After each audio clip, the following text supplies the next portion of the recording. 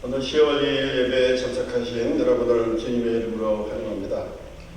이제 모두 일어서셔서 임재 찬양을 함으로 예배를 시작하겠습니다.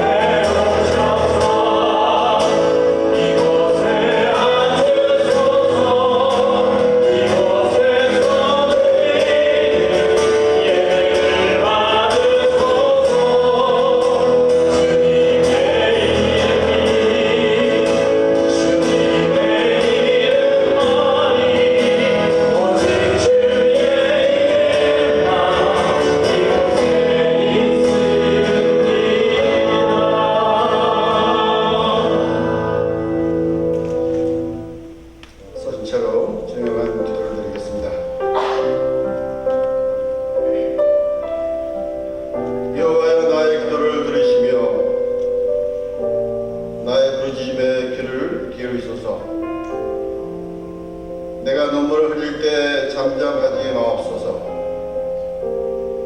나는 주와 함께 있는 나그네이며 나의 모든 조상들처럼 떠나나이다.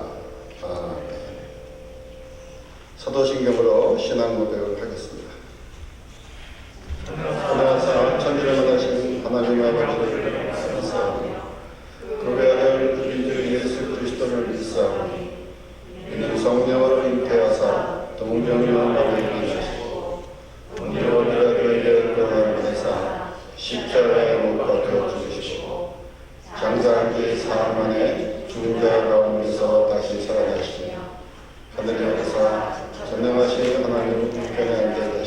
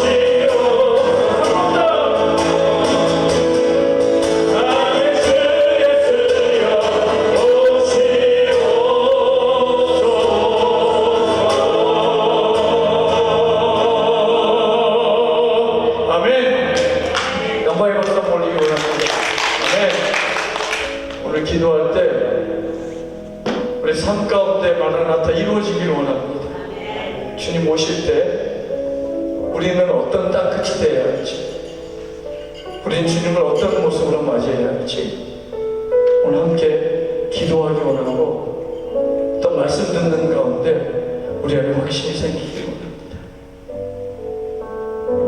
이 시간 함께 주님 오실 길을 우리 삶 속에서 만들기 원합니다. 십자가를 들고 땅끝까지 우리가 가길 원합니다. 우리 삶 속에서 우리 땅끝이 어딘지 이 시간 함께 기도할 때 약한 자, 연약한 자를 위해서 우리가 땅끝에 서주기를 원합니다. 가난한 자, 소외된 자를 위해서 우리가 그들의 땅끝이 되어주기를 원합니다. 선교의 동참은 물론 물질과 기도가 우리 삶 속에서 같이 이루어져서 그들의 땅끝이 우리의 땅끝이 되길 소망합니다. 함께 기도하겠습니다. 아멘. 주 예수여 오시옵소서. 우리 입술로 고백하는 것뿐만 아니라 우리 삶으로 주님 앞에 드려지기를 원합니다.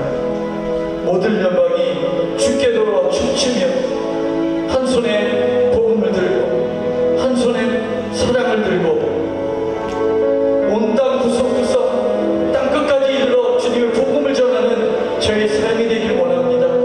그곳에서 만나는 모든 이들에게 넉넉한 땅끝이 되어주소. 그들로 하여금 좌절하지 않게 하시고, 그들로 하여금 두려움을 갖지 않게 하시고, 슬픔 가운데 있지 않게 하시고, 그들의 땅끝이 되어주며 그들의 삶을 함께 나누며 우리가 함께 주님 오실 길을 예비하는 자들로 함께 서기를 원합니다. 우리가 아팠던 것처럼, 우리가 약했던 것처럼, 우리가 가난했던 것처럼 그들의 삶을 위로하며 격려하며 함께 나아가길 원합니다.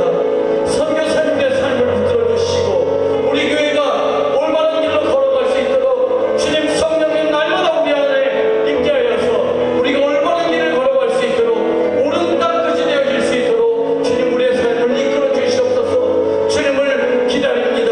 고대합니다. 우리의 삶을 드리며 우리의 열매를 드리며 주님 오늘 이 열매를 주님 앞에 드리오니 주여 오실 때 우리의 삶을 막아주시옵소서. 함께 고백하는 저희 교회가 되길 소망합니다.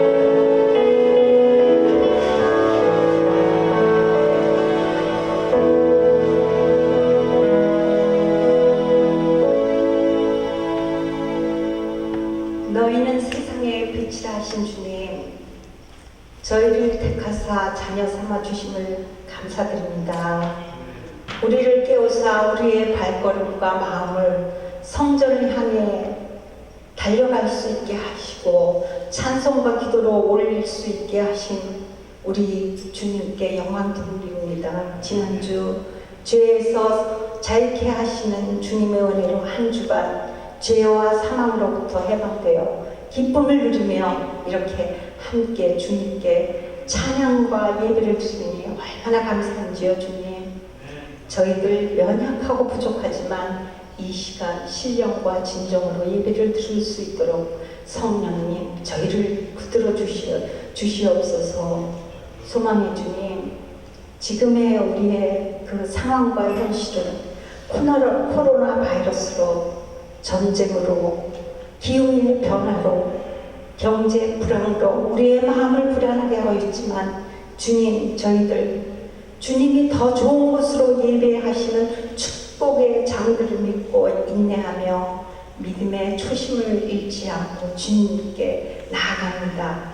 용기 주시옵소서.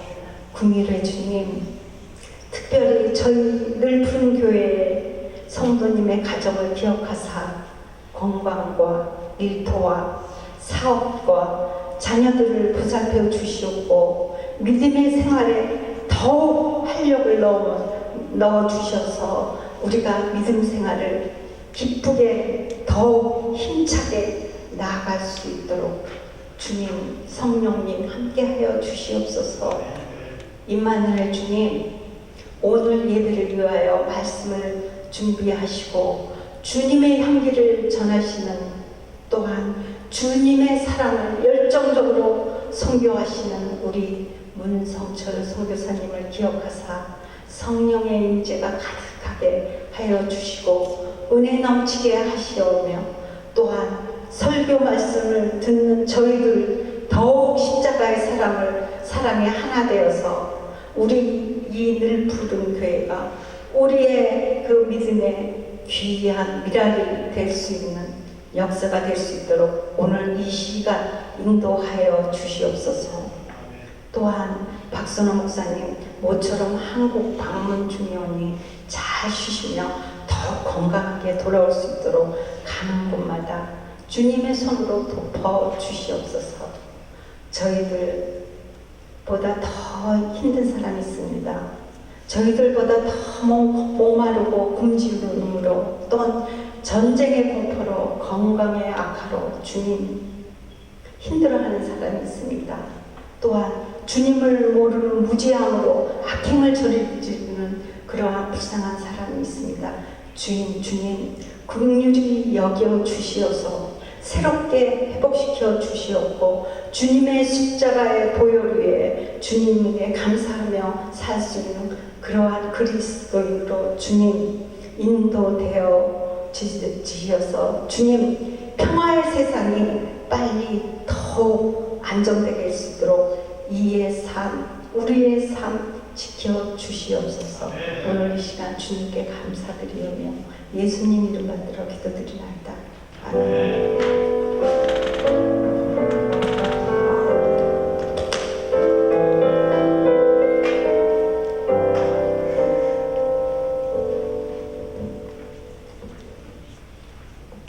오늘 우리가 함께 나눌 하나님의 말씀은 마태복음 28장 19절에서 20절 말씀입니다. 마태복음 28장 19절에서 20절 말씀입니다. 다 같이 함께 봉독하겠습니다. 그러므로 너희는 가서 모든 민족을 제자 삼아 아버지와 아들과 성령의 이름으로 세례를 베풀고 내가 너에게 분부한 모든 것을 가르쳐 지키게 하라.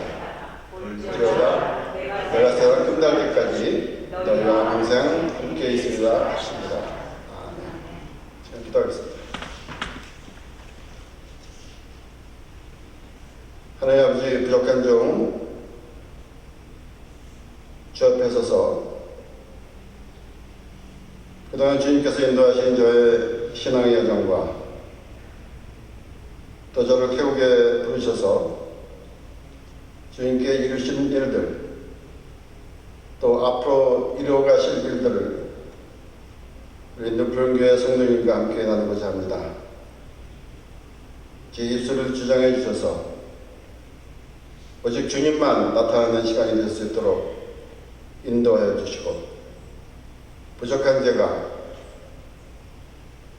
혹시라도 제 자랑을 하더라도 용서해 주시고 처음부터 끝까지 저를 십자가 뒤로 숨겨 주시옵소서. 이 시간이 주님께 영광될 시간이라는 것을 믿사오며 이 모든 말씀 우리를 원하신 예수 그리스도의 이름으로 기도했습니다.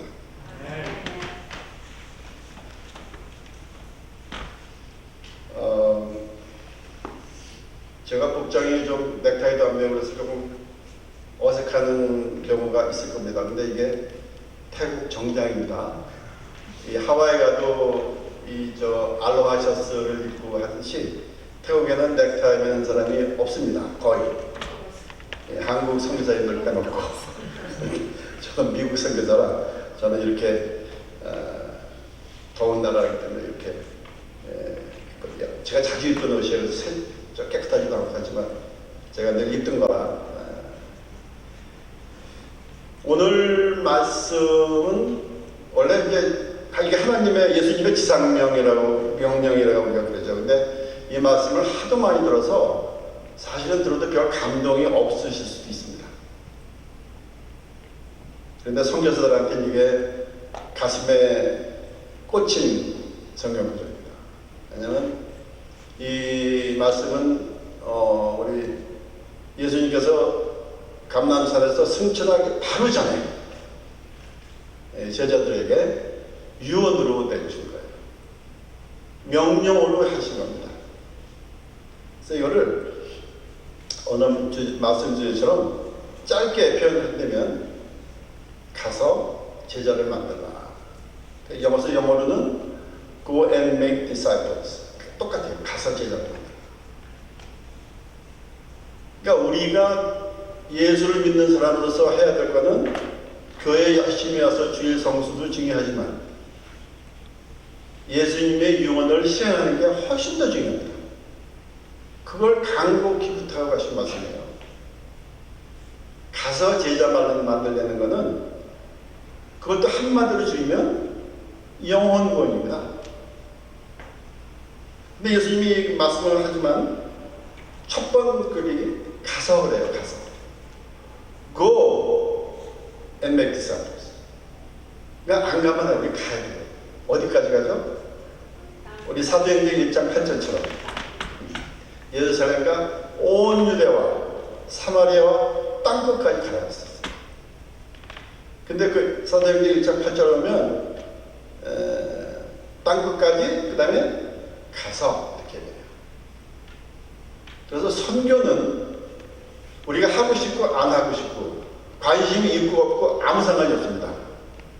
이거는 해야 되는 거예요. 크리스찬이. 그래서 보통 우리가 신앙생활을 하다 보면 교회 열심히 와서 주일 예배 드리고 11조 헌금 드리고 그게 신앙생활이 다인 줄 알고 몇십 년을 사시는 분들이 너무나 많습니다. 근데 그건 반쪽만 하는 거예요. 이제 우리가 주님 옆에 섰을 적에 주님이 그래서 지난 40년 동안 뭐 하다 왔니? 꼭 물으실 것 같아요. 다 아시나? 저 열심히 교회 다녀왔어요. 근데 내가 너한테 부탁한 영혼 구원은 어떻게 된 거냐? 내가 너를 그 땅에 보낸 목적이 뭐냐? 날 예배드리는 거 그건 기본이고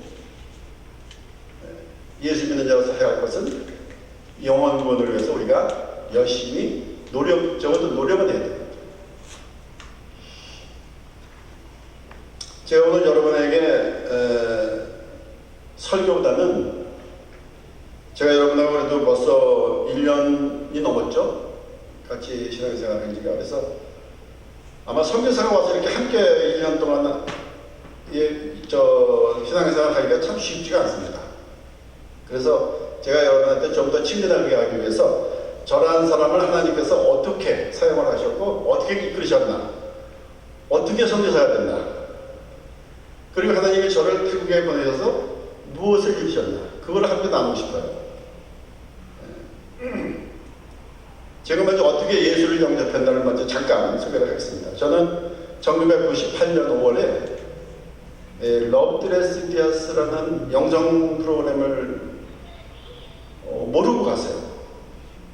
와이프의 그 농간에 의해서 제가 가가지고 첫날부터 아주 기분이 나빠서 도망가려고 몇 번을 했는데 밤에 도망가면 늑대도 나오고 곰도 나온다. 그래서 내가 일단 그 프로그램을 따라가지 못하고 저는 일어서려도 일어서지도 않고 찬양을 불러도 생전 그런 찬양을 복음성가를 불러보지 않았기 때문에 제가 그때다가 또 까만 가죽 장갑을 갖고 있어요.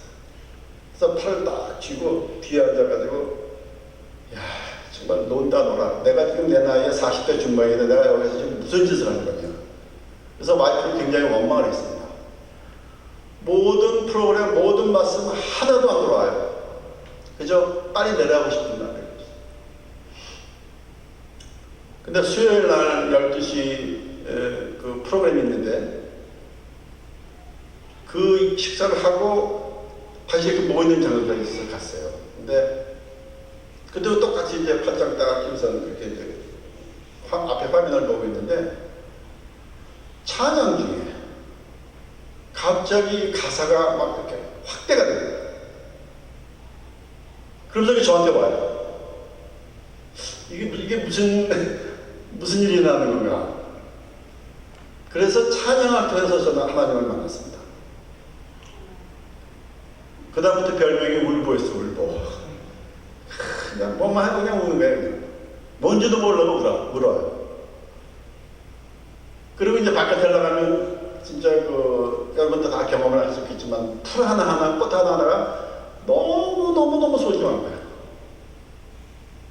그래서 사람들이 정말 여기 와서 하나님 만나신 것 같다. 그래서 뭔지는 모르고 그렇게 제가 그 찬양을 통해서 주님을 만나고 내려왔습니다. 내려와서 한 3년 동안 미친 사람처럼 그 예수님에 대해서 알고 싶어서 모든 제가 그때 침례교 다닐 때인데 침례교는 제자 훈련이 굉장히 셉니다. 다 듣고 그것도 부족해서 두란노에서 하는 거 다 듣고 그것도 부족해서 신대원을 가는 거예요. 너무 갈급해서 말씀이 갈급해서 뭐 견디지 못하는 거예요. 그때는 하루에 한 5번씩 교회를 5일씩 교회를 갔습니다. 너무 교회 가는 게 좋았어요. 그 사람들은 다 미친 사람으로 맞춰줘요. 왜냐면 그 전까지는 그냥 하얀 술집 가서 그냥 다 즐기게 했는데 그래서 돌아보면 저는 그냥 이렇게 제 삶을 돌아보면 1998년 5월에 제 인생은 180도 돌았어요. 조금 도는 게 아니라 완전히 돌아가지고 그 후에 한 번도 뒤로 돌아본 적이 없습니다. 하나님 시대가 것 같아요. 그래서 그러다가 이제 2002년에 인터컵에서 하는 그 비전스쿨이라는 13주 성경훈련을 했었습니다. 그것도 뭐 관심 있어서 간 게 아니라 그냥 성경에 대해서 좀 알아보자 해서 간 거예요. 그전에는 전혀 관심이 없었어요. 성경에 대해서. 그저 그냥 말씀에 관련해서 있을 때. 근데 그 비전스쿨 마지막 날에는 항상 수양회를 가서 예배를 드리고 이제 끝납니다. 토요일 밤에. 근데 마지막 시간에 한국에서 오신 선교사님이 그 예배를 주관하셨는데 무릎을 다 이제 꿇으라고 그래. 그때는 이제 아는 사람들도 좀 와가지고 이제 그래서 저는 이제 교회에서 오신 장로님하고 우리 집사람하고 넷이서 이렇게 손을 무릎 꿇고 기도하고 있는데 마지막 순간에 우리 선교사님이 컬링을 하셨어요. 여러분 지금 기도 중에 주님의 감동으로 선교사로 헌신하고 싶은 분은 일어나시라고.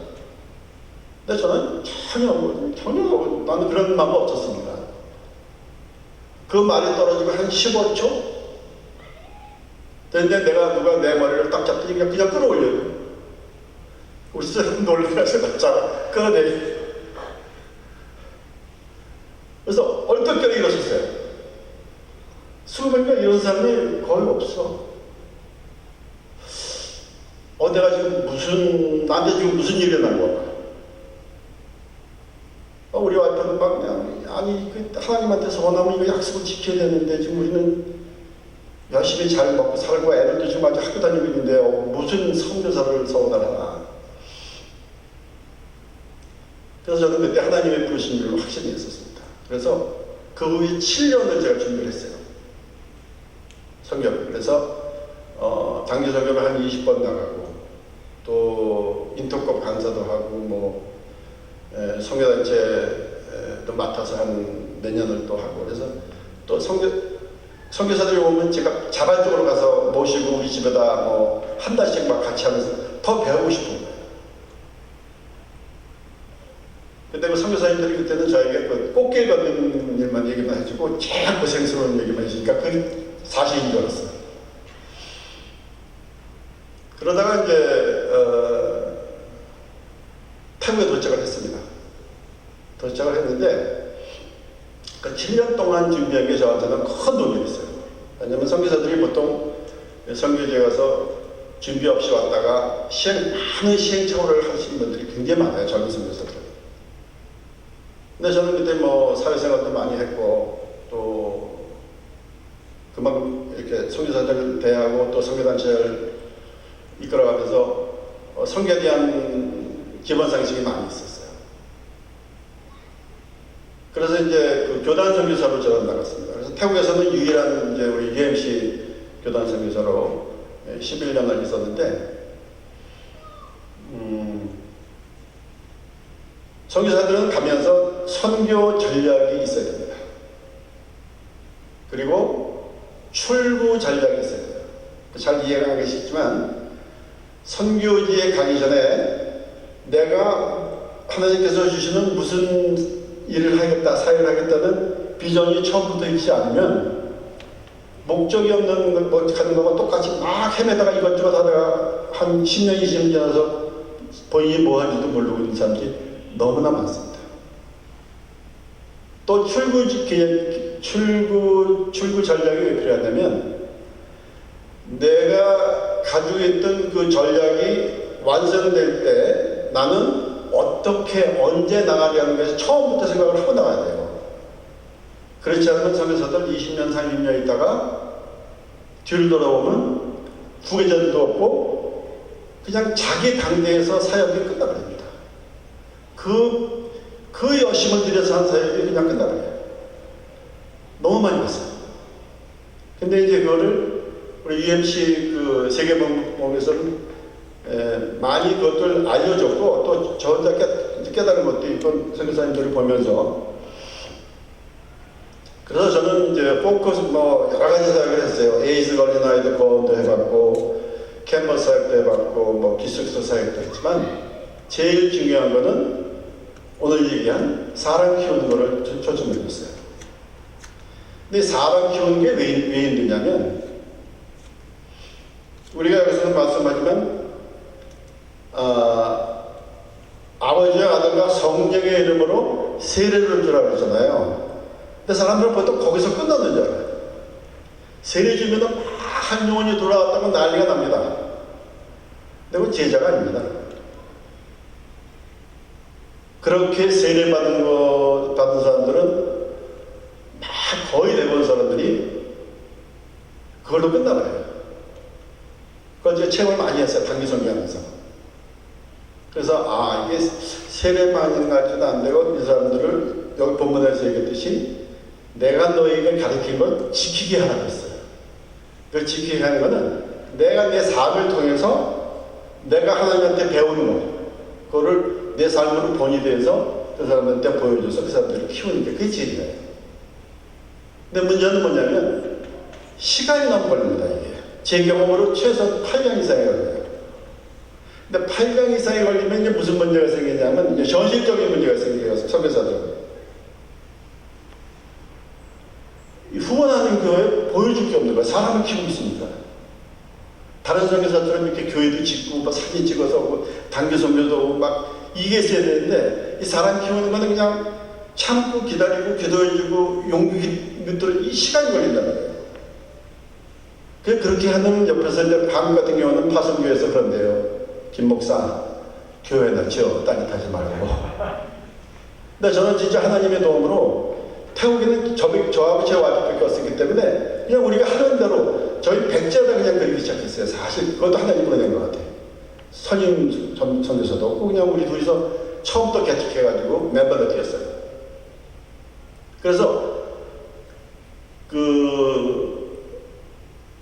제가 떠나기 전에까지 주님께서 행하신 일들 제일 중요한 게 이제 교단을 만든 건데 그거를 나누고 여러분하고 그 다음에 주님께서 또 저를 왜 탱구로 다시 부르시나. 지금 제 나이면 제가 이번 달에 70이 됐는데 지금 선교사들 다 들어올 때예요. 제 나이면. 근데 제 나이에 다 오셨어요. 내가 무슨 아브라함도 아니고 뭐 사도바울도 아니고 뭐 제2 성경의 제2선 그래서 제가 왜 다시 부르시나. 나는 그 교단 만드는 걸로 나는 내 목숨 거기까지라고 생각을 했는데 하나님은 다른 뜻이 계셨어요. 그래서 그걸 여러분과 함께 나누고자 합니다. 먼저 우리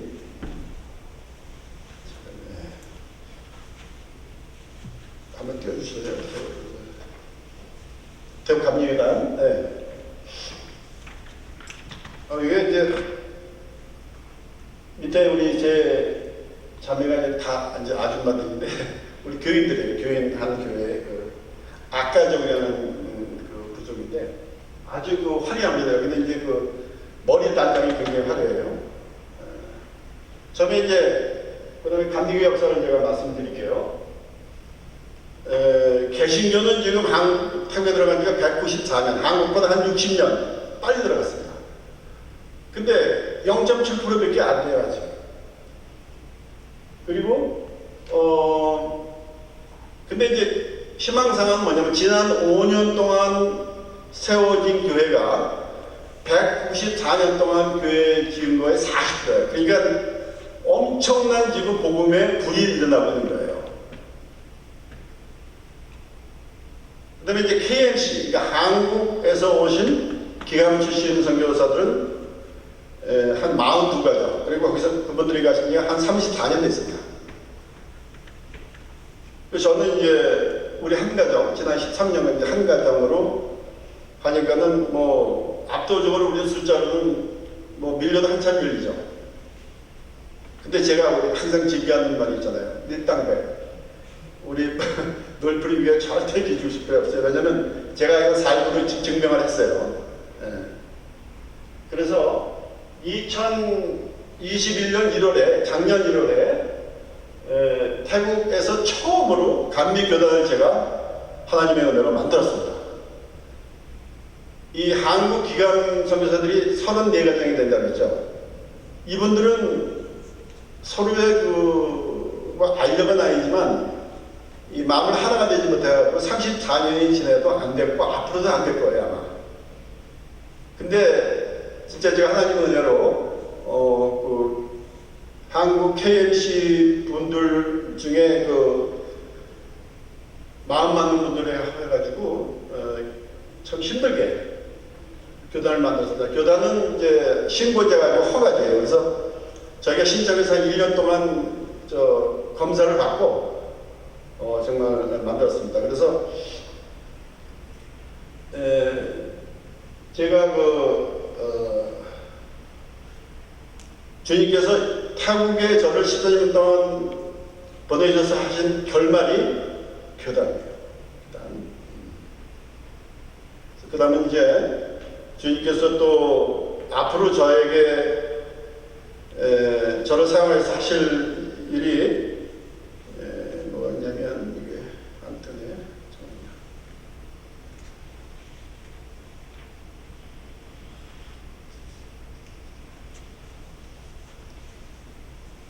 그 다음에 이제 저희가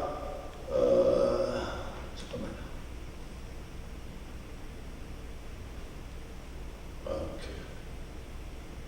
이게 지금 PPT가 2개로 나눠져서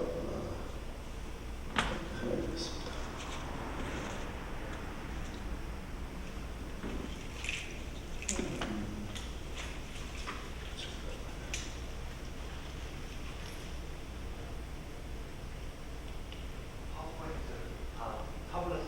근데 그래 그럼 그걸로 하면서 마찬가지니까 이걸 하는 거예요.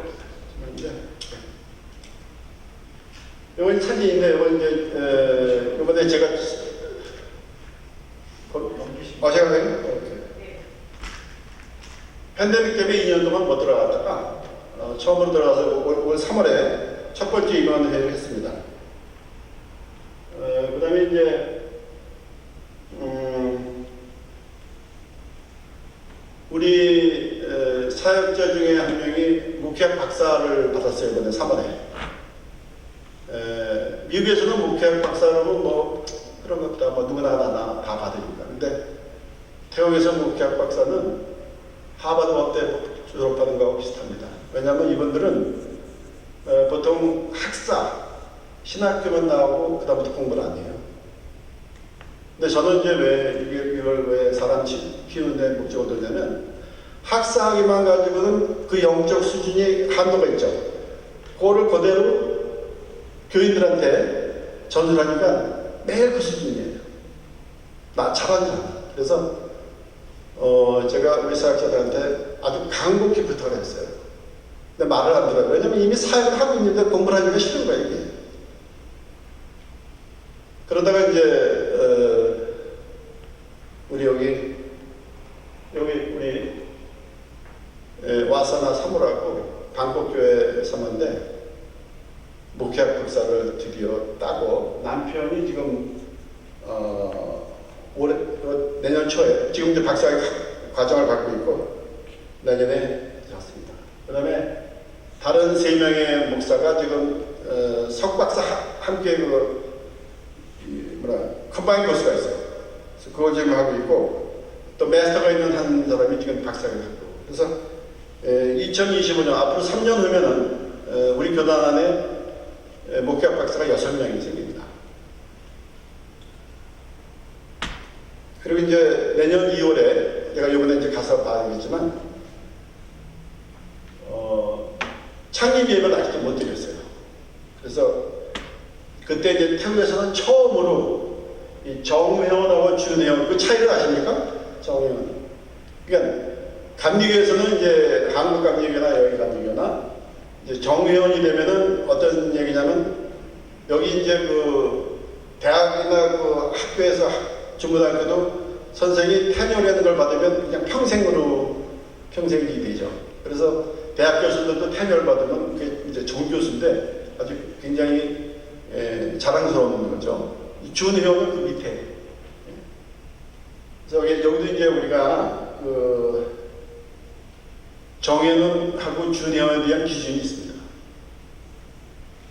그래서 중요한 게 뭐냐면 선교사가 선교지를 떠날 때 가장 바라고 싶은 게 뭐냐면 제자들이 자라서 그 제자들이 다음 사람을 가르칠 수 있는 영적 준비가 되는 영적 자리가 되어야 저는 또 하나 중요한 게 재정적인 자리입니다. 그때는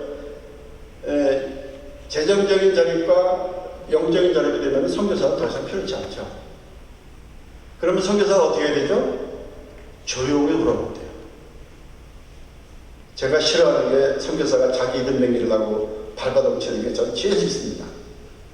선교사는 나그네입니다. 그 나라 사람이 될 수가 없어요. 그러니까 선교사들은 하나님이 그 땅에 보내셔서 도구로 삼으시고 그 다음에 그냥 버려지는 거예요. 그래서 미국 교단에서는 은퇴를 하면은 이 표적가루가 없습니다.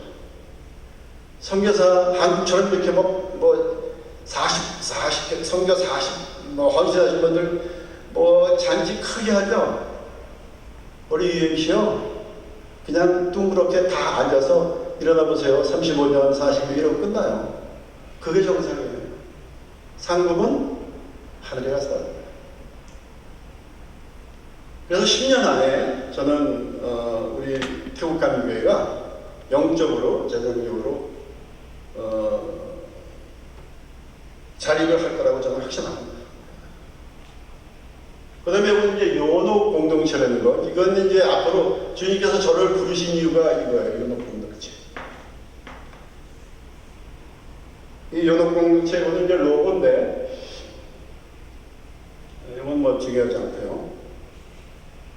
이제 보시면 이거는,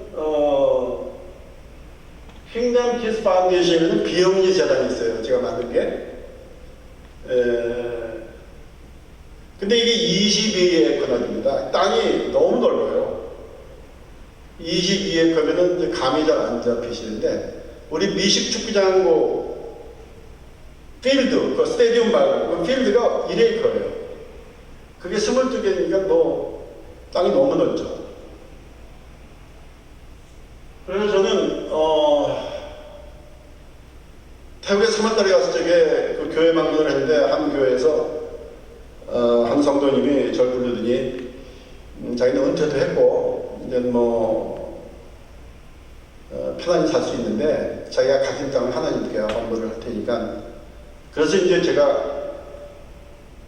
고맙게 받았지만 저 혼돈이 왔어요. 그래서 하나님께서 나는 분명히 은퇴한다고 생각해서 한 선교사를 갔는데 다시 이런 큰 사역을 준다는 게 이해가 안 갔어요. 그럼 나보다 20에 땅 너를 어떻게 하라고? 난 은퇴했는데. 근데 선교사의 꿈은 이렇게 큰 땅에다가 자기가 구상했던 하나님께서 인도하시는 그런 사역들이 다 집약적으로 있을 수 있는 장소가 된다면 그거는 진짜 드림 컴 트루. 근데 그게 왜 안 되느냐? 선교사 1000명에 1명도 이런 기회가 없어요. 왜냐하면 땅을 소유할 수가 없네요, 이런 땅을. 특히 이제 동남아나 다른 나라도 마찬가지지만 외국인은 부동산을 소유할 수가 없습니다. 첫째, 소유할 수도 없고, 둘째, 이렇게 큰 땅을 살 돈도 없어요. 엄청난 거예요, 이거는. 그래서 처음에 이제 제가 많은 생각을 하고 기도도 하고, 그 뭐가 가장 20의 걸 한꺼번에 다 개발할 능력도 없고 배경도 없고 후원도 없고 아무것도 없는데 어떻게 이렇게 단계적으로 해나갈 수 있을까 생각하다가 훈련센터를 지입니다.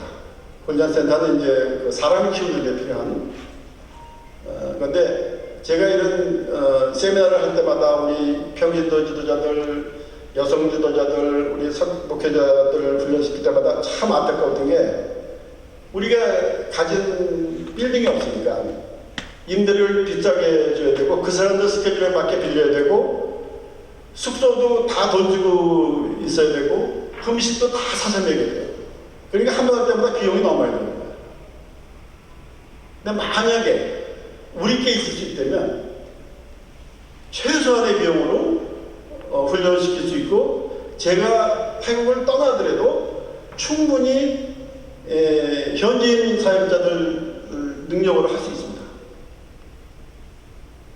그래서 만약에 이런 게 지어지면 더 활성화시킬 수가 있죠. 사실 이제 제가 제일 하고 싶었던 사역 중에 하나가 여성 사역이었어요. 태국의 여성 사역이 거의 존재하지 않았습니다. 그리고 우리는 이제 산족하고들 산에 사는 사람들하고도 많이 사역을 함께 하는데 산에는 주일학교 자체가 없어요. 이 산에 교회를 가면은 이 강아지하고 돼지는 아니지만 닭하고 이렇게 같이 왔다 갔다 하고 예배 시간 때 애들 왔다 갔다 하고 그게 현실이에요. 그러니까 여성들은 그냥 밥만 하고 밥만 주면 여성 사역은 그게 아니거든요. 그 여성들이 아이를 갖다 택하라고 해야 되는데 전혀 준비도 안 돼 있고 능력도 없고 그래서 만약에 이런 훈련센터가 지어지면 이제 여성 사역을 좀 활성화시켜야겠다는 그런 말씀입니다. 그 다음에 이제 다음 단계로 여기 본 그 60가정 정도의 그 공동체 생활 우리가 그 초대교회 때 그 이스라엘 민족들이 같이 공동체 같은 그런 이제 생각으로 이걸 구상을 하고 있어요. 물론 무료로 지어주는 건 아닙니다. 무료로 지어주는 데는 제가 감당이 안 되죠. 그래서 진짜 하나님의 은혜로 20채는 지금 예약이 돼 있어요. 근데 집 짓는데 이렇게 돈이 많이 되는 게 아니에요. 한 2만 달러면 2배짜리 집을 짓습니다. 그래서 그걸 좀 구상하고 또 하나는 이제 그 고아들이나 그 산에서 공부하는 애들이 산에는 초등학교들이 다 있는데 중학교부터는 무조건 도시로 내려와야 돼요. 왜냐면 학교가 없어요. 그럼 얘들 도시로 내려오면 기독교 기숙사가 없습니다. 크리스찬이 0.7%인데 기독교 기숙사가 많을 수가 없죠. 근데 제가 기숙사 시험을 2번을 해봤어요. 제가 대학교 학생 기숙사 사역도 해봤고 중고등학교 사역도 해봤는데 이렇게 생각하시면 돼요. 일주일에 한 번 와서 주일학교 와가지고 애들이 많이 변합니까? 힘들죠. 아니 주일에 와서 2시간 예수님한테 배우고 다시 가서 일주일 동안 아무것도 안 하면 참 변하지 않아요. 근데 이 기숙사는 360을 우리가 한 24시간 끼고 사는 거예요. 그래서 이 사역은 꼭 필요하다고 생각해서 이건 이제 그 다음 단계로 제가 생각을 하고 있습니다. 그래서 이제 그 목적 중에 하나가 그 22헥타르 중에 4에커 땅이 또 있어요. 4에커. 그 4에커는 농지인데 저희가 지금 생각하는 게 양계하고 양돈 양어장을 그 해가지고 공동체가 자립할 수 있는 구상을 하고 있습니다. 그 다음에 이제 그 다음 단계는 이제 뭐 말린 망고 공장이나 뭐 몬테소리는 앞으로 한참 있다가 자료를 위해서 구상 중이죠. 아직 뭐 현실화되고 아무것도 없습니다. 제가 태국 건축가한테 부탁해서 평면도를 이미 나왔습니다. 평면도가. 요거 이제 집들이죠. 이렇게 쭉. 그리고 제가 이제 여기다 세울게 태국 최초의 성막하고 태국에서 최초로 예수님의 삶을 벽화로 지금 구상을 하고 있는데 그것도 구상입니다. 다 모든 게 그리고 그런 벽화를 하려면은 크리스찬 그런 달란트도 필요하고 또 돈도 필요하고 뭐 많이 필요하지만 일단은 이런 걸 구상을 해놓으면 아마 태국에서는 최초의 예수님 생애를 그러니까 우리 가브리엘 천사가 마리아에 가서 얘기할 때부터 승천하실 때까지 21개의 그림이 이태리에 있는 그 성당에 16세기 때 지어진 그림이 있어요. 그래서 제가 그걸 입수를 해가지고 꼭 이거 비슷한 거를 꼭 만들었으면 좋겠다 그런 생각이 듭니다. 그래서 이제 우리가 처음 개발해야 될 게 12에이커 땅이에요. 거기 이제 아까 그 그림에 평면도가 12에이커짜리고 그 다음에 4에이커짜리 농지가 있고 그 다음에 이제 이 몬테소리 유치원, 국제유치원실 땅이 따로 우리가 준비를 해놨고 그 다음에 이제 2에이커짜리 교회 땅이 있는데 이것도 참 하나님의 역사가 참 우리는 참 정말 이해 못합니다. 우리가 아무리 예수를 오래 믿어도 우리가 하나님의 뜻은 우리 100만 번 얘기도 몰라요. 우리는 그저 순종만 하고 갈 뿐이에요. 여기다가 이 교회 우리 감리교 소속인데 250명 들어갈 큰 교회 세워놨어요. 그래서 내가 아니 이걸 교회는 지금 10명도 안 돼요. 그러니까 교회가 이것보다 훨씬 큰데 지금도 6, 7명 와서 예배드려요. 다 할머니들이에요. 그래서 왜 이런 교회를 지었냐 했더니 하나님이 지으셔야 됩니다. 그래서 목적이 뭐야? 뭐 목적은 모르겠고 그 시에 교회가 10개가 있는데 10개가 한꺼번에 모여서 집회할 장소가 없기 때문에 그냥 이거 지었다 이거야. 근데 이걸 미리 만들어놨잖아요. 그럼 우리 그 공동체 한 60채가 들어가면 직원들 한 150명에서 200명은 된다는 거예요. 교회당이 딱 미리 준비되어 있는 거예요, 이게. 소름이 끼치더라고요. 아, 이래서 준비를 해주시구나. 우리가 교회당 짓는 거, 예배당 짓는 거 걱정하지 말고 미리 다 지원하셨어요. 그래서 여기 이제 잠깐 보면 우리가 이제 가능하면 그린 빌리지를 하려고요. 이제 가능하면 태양열을 많이 이용하려고 그러고, 우리가 제일 필요한 게 물, 전기, 그죠? 근데 이제 물은 우리가 메콩강에서, 메콩강에 거의 한 1km밖에 안 되니까 물 걱정은 없어요. 그리고 요번에 저하고 태국을 같이 가는 여기 사시는 장로님이 계신데, 이 장로님은 전 세계 다니면서 우물파 지으신 분이에요. 저하고 이제 옛날부터 알으셨는데, 이 장로님이 제 말씀을 듣고 저하고 요번에 거기 같이, 저 때문에 가는 건 아닌데 같이 갈 준비했어요. 그 장로님이 뭐라고 말씀하시냐면, 정교사님, 제가 이 공동체에 물탱크는 다 제가 혼을 하겠습니다. 그래서 할렐루야. 지금 완성 안 되지만. 그래서, 그 다음에 이제 여러 가지 다른 계획도 있고, 그래서 첫 번째 우리가 해야 될 일이 이제, 비영리단체 아까 말씀드렸죠. 등록을 했어요. 등록을 하면 허가가 나오는데 또 시간이 걸립니다. 그래서 뭐 이번 달에 나올 거라고 하는데 10월 달에 그건 두고 봐야죠. 근데 보통 그 과정이 한 2만 달러 정도 들어요. 근데 우리는 전진이 했기 때문에 그 코스를 다 줄인 거예요. 그리고 이제 아키텍트한테 들어가는 평면도하고 조감도, 이게 뭐냐면 아까는 평면도만 전체로 나온 거고 나머지 돈은 가면서 각 건물을 다 디자인하고 허가를 받아야 되잖아요. 그죠?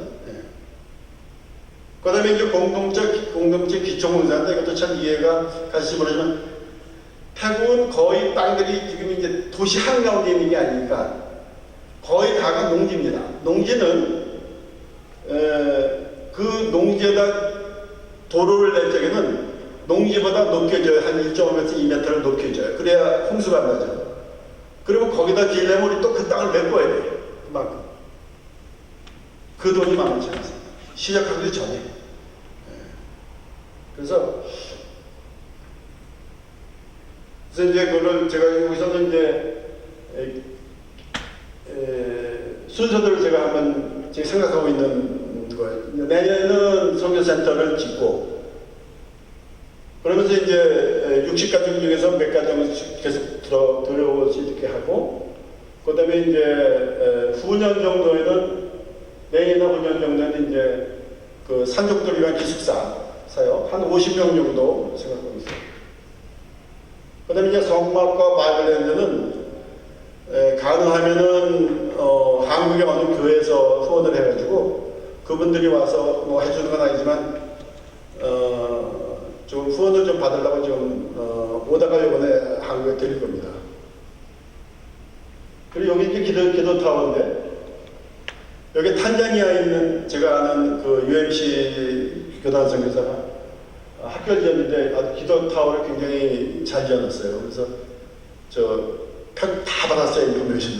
그래서 뭐냐면 소그룹 기도, 개인 기도 이거를 거의 이 공동체 안에다가 가운데다가 좀 지을 생각입니다. 그다음에 이제 크리스천 국제 유치원 같은 거는 앞으로 뭐 5년, 6년이나 돼야 뭐가 되지 않을까 생각합니다. 그래서 대강 이렇게 학교들은 이제 제가 기도 제목을 함께 나눠야 되는데 이게 되지 않아요 지금. 오케이. 이게 지금 와이파이가 안 떠가지고 오케이.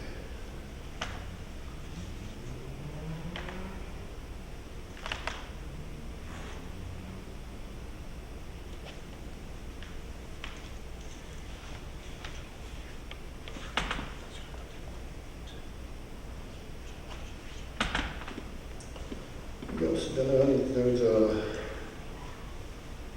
제가 대강 기도 제목을 말씀드릴게요.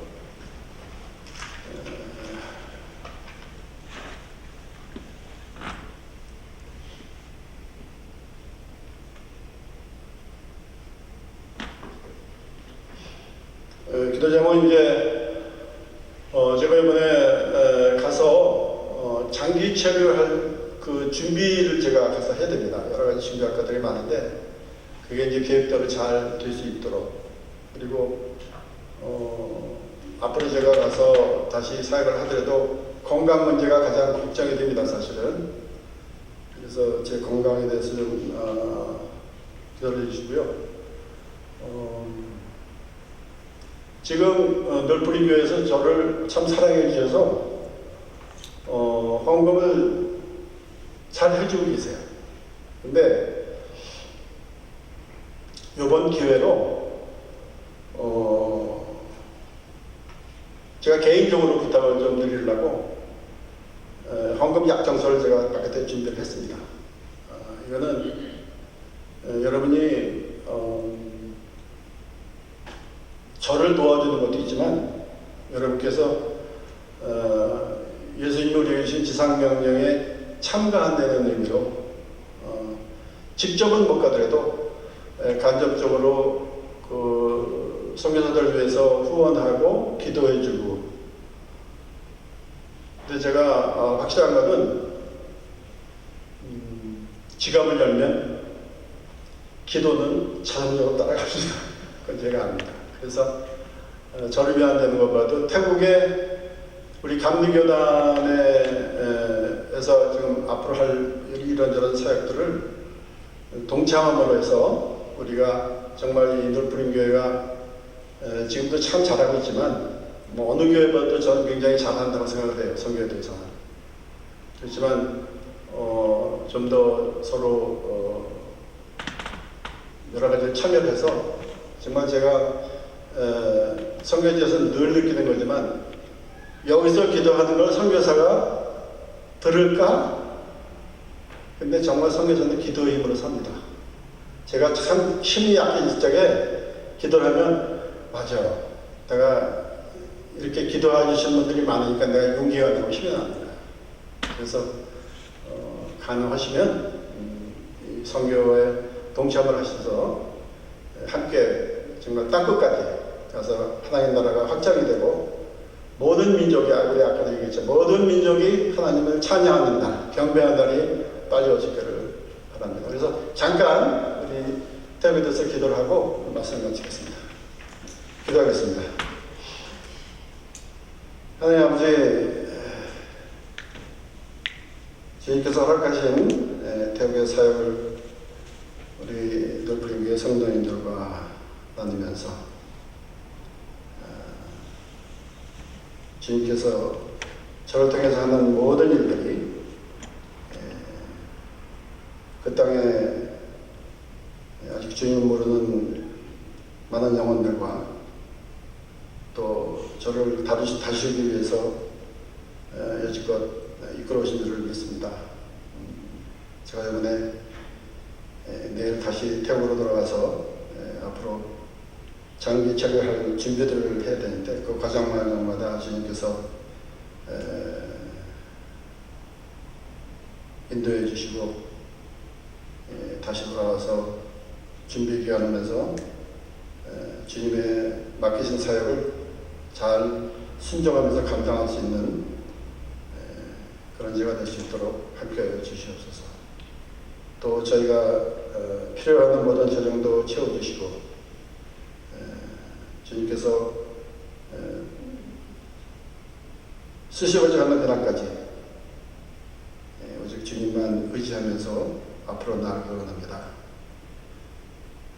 우리 태국 사역을 축복해 주시고 또 우리 태국 사역을 후원하는 우리 늘프림교회도 더욱더 주님께서 축복해 주셔서 우리를 통해서 태국 땅에 불신자들이 주님께 돌아오고 그날의 하나님 나라가 확정될 수 있는 그런 것도 주님께서 주관하여 주시옵소서. 이 모든 말씀 우리를 구원하신 예수 그리스도 이름으로 기도했습니다. 이제 결단 찬송과 봉헌의 시간을 갖겠습니다. 500을 보자 하는 부르시고 3절 되겠습니다.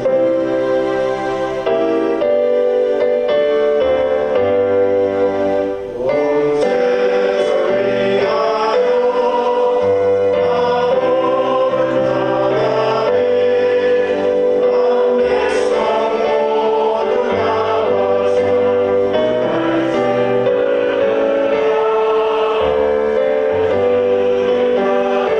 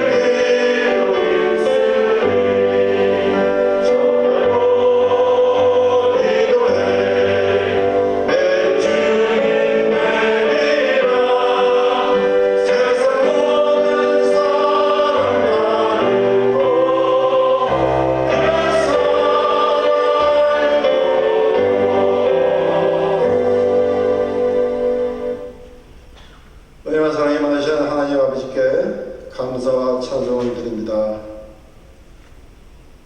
우리를 특별히 많은 사람들 가운데서 하나님의 자녀로 선택해 주시고 오늘도 거룩하고 복된 하나님의 전에 나와서 신령과 진정의 예배를 드리게 된 걸 감사드립니다. 저희가 정성을 모아드리는 헌금을 기쁘게 받아주시고 이 헌금이 쓰이는 곳마다 불신자들이 주님을 구주로 영접하는 역사가 있도록 인도해 주시고 오병의 역사가 나타나도록 하여 주시옵소서. 예수님의 이름으로 기도드립니다. 자리에 앉으시기 바랍니다. 교회 소식을 들어가겠습니다.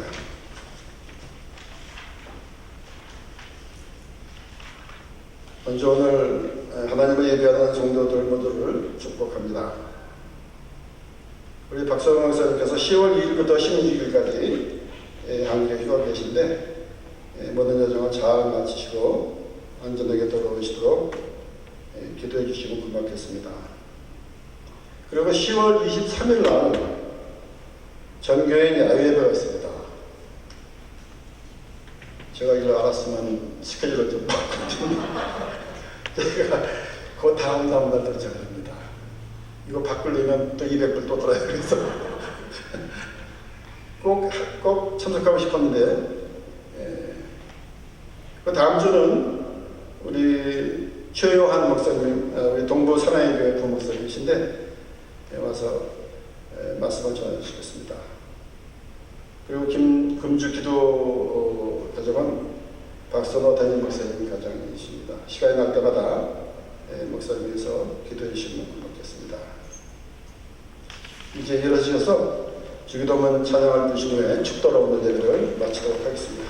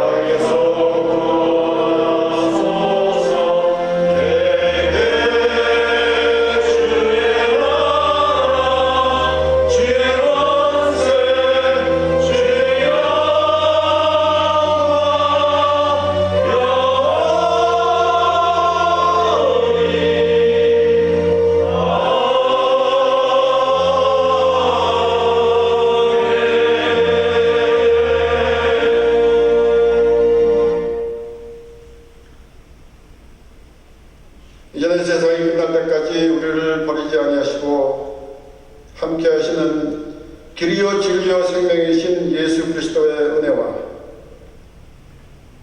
무한하신 하나님의 지극하신 사랑과 성령님의 감화 감동과 교통하심이 진정한 주님의 자녀의 삶을 사기로 적정한 모든 넓은 교회 성도님들의 머리 위에 가정 위에 일터 위에 지금부터 영원히 함께 하시기를 간절히 축원합니다.